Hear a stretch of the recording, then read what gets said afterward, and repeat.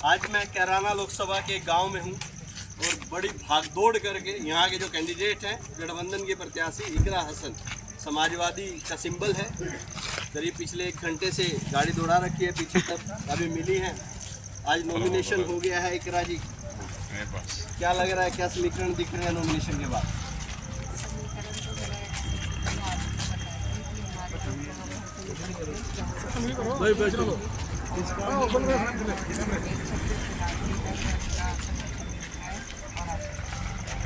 छत्तीस बिरादरी हर वर्ग से आपको आशीर्वाद मिला,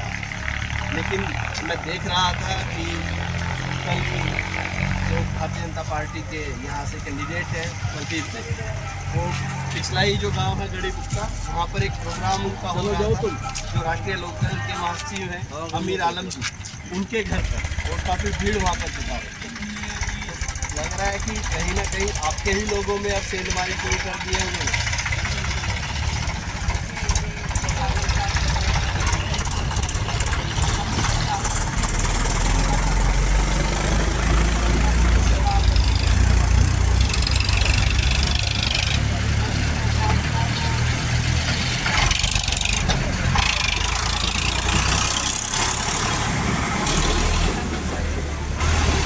मतलब क्या है, समझा नहीं था कि वो दिखाने का था, दिखाने के हाथी वाले दांत है क्या? दिखाने के कुछ और, दिखाने के कुछ और। नहीं, देखिए जो हमें मालूम पड़ा वहाँ जाकर, तो लोगों का कहना ये था कि देखिए कोई अपने यहाँ आता है सम्मान तो हमारे जनप्रतिनिधियों को होगा, तो सम्मान सब कर रहे हैं। वोट बहुत अहम चीज़ होती है, वोट इतनी आसानी से कोई नहीं देता है, वोट बहुत नेक परख के लोग देते हैं, और इस बार सब लोग सारे सच्चाई सारे हालात से वाकिफ हैं, उस हिसाब से। वही चीज़ मैं कह रहा हूँ कि वोट बहुत अहम चीज़ होती है, देख परख के लोग देते हैं, और आप कहते हैं कि लोग अंदाज़ा नहीं लगा पाएंगे कहाँ कहाँ से आपका वोट निकलेगा, तो थोड़ा मुश्किल नहीं होगा गढ़ तोड़ना? या फिर एक आपको अंदाज़ा आया है कि भाजपा से 2-3 लोग टिकट मांग रहे हैं, उसमें मनीष चौहान जो बखूबी अपने काम कर रहे, लोगों से मिल रहे थे, और वो वाला पोर्शन आपके लिए खाली हो गया, वो जो उधर का शामली के कुछ गाँव है, कांडला के कुछ गाँव है, कैराना के, तो वो पोर्शन आपके लिए आपको लग रहा है कि खाली हो गया और वहाँ से अब आपको काफ़ी अच्छा नंबर मिल गया? देखिए ये सबसे अहम इसमें बात ये है कि जो हमारे मौजूदा माननीय सांसद हैं उनकी अनुपस्थिति जो रही है, तो बड़ा फैक्टर वो है और कोई फैक्टर नहीं, तो उस वजह से हमें लाभ मिलेगा। और उनकी एंटी इनकम्बेंसी बहुत है, और किस तरीके से वो एक जनप्रतिनिधि का कर्तव्य होता है लोगों के बीच में रहना, फिर सुख दुख में आना, फिर सुख दुख को देख कर उसे संसद तक उठाना, तो इस सब में थोड़ा उनका काम ठीक नहीं रहा है, तो उस हिसाब से हमें फ़ायदा हो रहा है। और ये गुटबाजी तो देखिए हर पार्टी में होती है, टिकट भी हर पार्टी में, हर गठबंधन में लोग कई लोग मांगते हैं, तो ये तो हमारी भी तरफ कई लोग दावेदारी कर रहे थे, लेकिन ये तो कैंडिडेट के ऊपर निर्भर करता है कि वो कैसे उन्हें संजो के रखे और अपने चुनाव को मजबूती दे। तो इसमें हमें फ़ायदा या ना होना, ये तो हमारे माननीय सांसद जी को डिपेंड करता है। नहीं, मैं तो मैंने वीडियो देखा था कि प्रत्यक्ष को प्रमाण की क्या ज़रूरत है। जसाला गांव के प्रधान थे, मैं उनका भाषण सुन रहा था, आपका प्रोग्राम था कहीं शायद गंगो या नकुल विधानसभा में आपका प्रोग्राम चल रहा था, उसमें मैंने वीडियो को फिर बड़े ध्यान से देखा तो लोगों को पहचानने की कोशिश की, तो उसमें जसाला गांव के प्रधान, पंजोखरा के प्रधान, रसूलपुर के प्रधान और भी कई लोग थे वहाँ पर जो मौजूद रहे थे। ये तो पूरा का पूरा खेमा चौधरी वीरेंद्र सिंह का है, मनीष चौहान के आसपास के लोग हैं वो। जसाला तो उनका गांव, और उनके वर्तमान प्रधान को आप साथ लेके घूम रहे हैं, तो आप किसी उसके बाद तो मुझे नहीं लगता है कि सेंधमारी तो हो चुके हैं।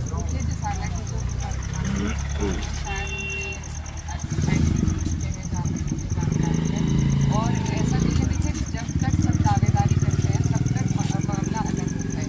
जब फील्ड में कैंडिडेट आ जाते हैं तो उनमें से चुना जाता है कि किसका समर्थन आ रही है। अब फील्ड में जो दावेदार थे वो पीछे हो गए हैं, अब प्रत्याशी मैं हूँ, हमारे माननीय सांसद जी है, और बसपा से ऋषिपाल जी है, तो श्रीपाल जी, तो अब कैंडिडेट, अब चुनाव इनमें से होगा, तो अब पुरानी बातों को भूल के तो लोग इनमें से पसंद करेंगे कि कौन उन्हें ठीक लग रहा है, किसका काम, किसकी कार्यशैली उन्हें ठीक लग रही है। तो उस हिसाब से मुझे लगता है, क्योंकि हमारा क्षेत्र में आके देखी हूँ, तो मुझे लगता है शायद उन लोगों को मुझ में भी कुछ काबिलियत दिखी होगी जो वो अपना आशीर्वाद दे रहे हैं। आज मैं सहारनपुर में भी अभी थोड़ी देर पहले था, तो वहाँ पर मैं बातचीत कर रहा था आपके गठबंधन के साथी इमरान मसूद जो कांग्रेस से वहाँ पर चुनाव लड़ रहे हैं, कि पहले तो कुछ लोगों का मानना था कि परिवारों में कहीं ना कहीं थोड़ा बहुत बातचीत में कमी है, वो एक नहीं बन पा रहा है। लेकिन अब मैंने उनसे जब बात की तो उनका कहना था कि हाँ, इकरा हसन हमारी बेटी है, हम उनको मजबूती से वहाँ पर चुनाव लड़ाने का काम करेंगे, अभी तो मैं अपने चुनाव में बीजी हूँ। क्या वो भी कहीं ना कहीं आपको वो फैक्ट नज़र आ रहा है कि उधर गंगों में और नकुड़ में उनके होने से कुछ फ़ायदा नज़र आ रहा है? बिल्कुल, देखिए गठबंधन की मजबूती होती है। कांग्रेस हमारे साथ है यूपी में, आम आदमी पार्टी है और ये तमाम जितने भी गठबंधन के दल हैं सभी साथ हैं और सभी का सहयोग मिलेगा। वो सहारनपुर सीट से चुनाव लड़ रहे हैं और हमारी बराबर की ही सीट है, तो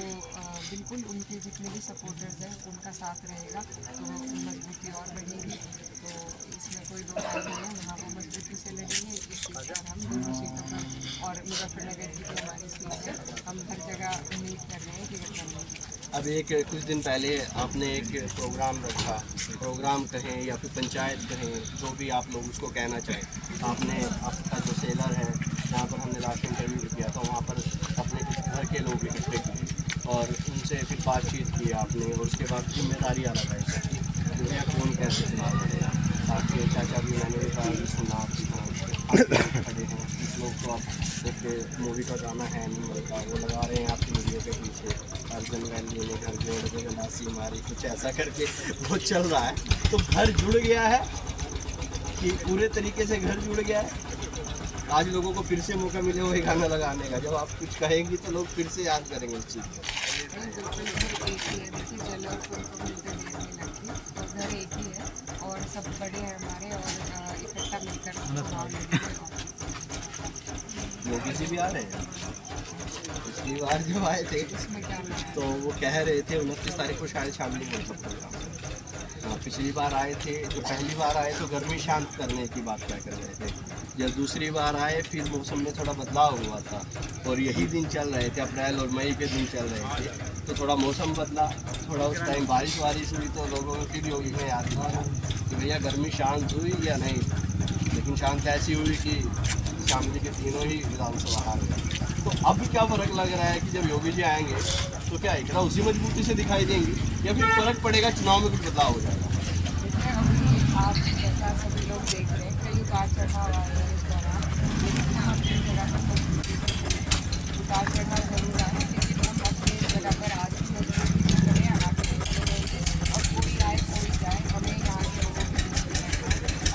जीते तो भी नहीं जीते तो भी जो यहाँ ये हमारा परिवार है और परिवार का साथ रहता है तो चुनाव आदमी जीतता है, किसी के मेहमानों के आगे जाने में फर्क नहीं पड़ता है जब तक एक साथ। अखिलेश जी का मैं एक इंटरव्यू सुन रहा था एक चैनल पर,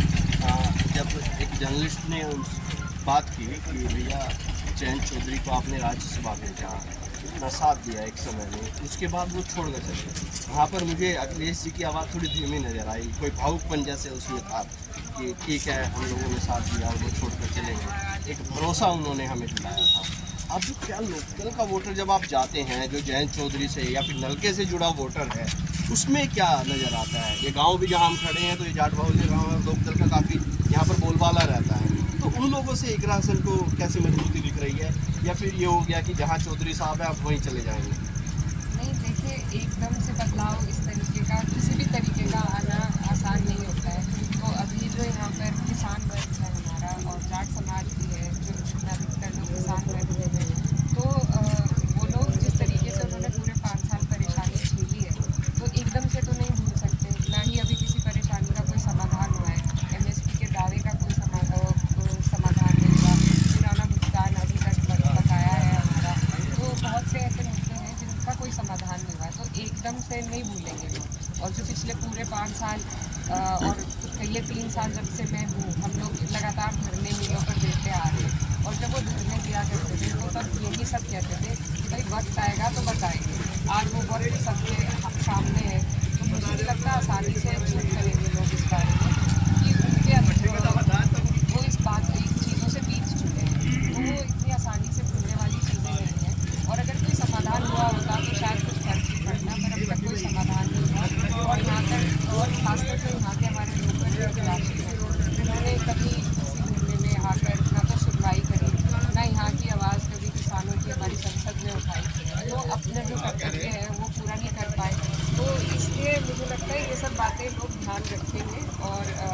वो अधिकतर सपोर्ट हमारे ही साथ है। एक समय था जब आप लोग यहाँ के विधायक प्रसन्न चौधरी हैं, अशरफ अली हैं, उनके साथ स्टेज साझा करते थे और जमकर भाजपा को कोसने का काम करते थे। तीनों मिलके आप थे, वो दोनों लोग थे और मिलकर भाजपा को कोसते थे, उनकी नीतियों को कोसते थे। आज जब मैं देखता हूँ प्रसन्न चौधरी का सोशल मीडिया, तो वो लिखते हैं चलेगा नल खिलेगा कमल। और अब आप उनसे कोई बातचीत हुई,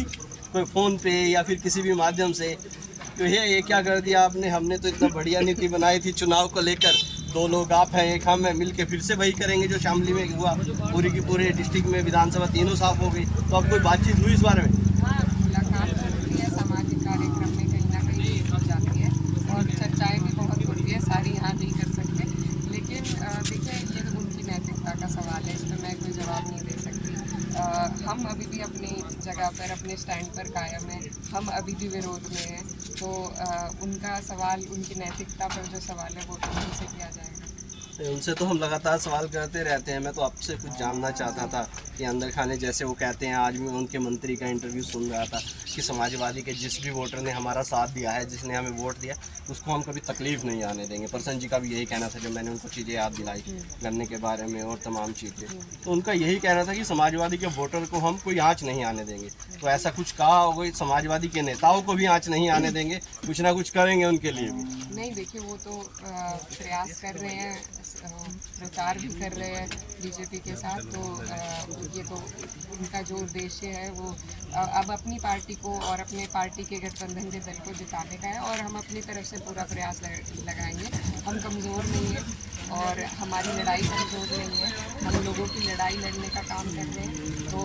और आज भी विरोध में अपने स्टैंड पर आज भी कायम है और लोग भी कायम हैं उस स्टैंड पे, क्योंकि लोग परेशान रहे हैं तो वो भी अपने स्टैंड पर कायम है। अब कोई बदले, लेकिन हम नहीं। एक मैं आपका वीडियो और देख रहा था, आपने वो वीडियो काफ़ी वगैरह पे वायरल हो रहा है। आपने कहा कि ये सरकार जो वादा कर रही है कि आपकी बार 400 पार की बातें कर रही है, अगर इनकी 400 पार सीटें आई तो ये चीज़ों को बदल देंगे, हमें दोयम दर्जे का नागरिक साबित कर देंगे। क्या लगता है 400 पार आई तो चीज़ें बदल जाएंगे? क्या बदलेगा, आपको कैसे लगता है? देखिए, जो हमारे अधिकार जो संविधान में दिए हैं उस पर एक प्रोविज़न ये भी है कि कुछ भी चेंजेस लाने के लिए आपको 2/3 मेजॉरिटी चाहिए और 400 का मतलब है 2/3 मेजॉरिटी होना। तो उस हिसाब से, क्योंकि सरकार तो 272 पे भी बन जाएगी, तो ये जो इनका तकब्बुर है, जो इन्हें ये कहने पर मजबूर कर रहा है कि 400 पार, तो ये सिर्फ इसीलिए कर रहे हैं क्योंकि इनकी जो मंशा है वो संविधान को बदलने की है। संविधान ने जो अधिकार दिए हैं पिछड़ों को, अति पिछड़ों को, शेड्यूल कास्ट को और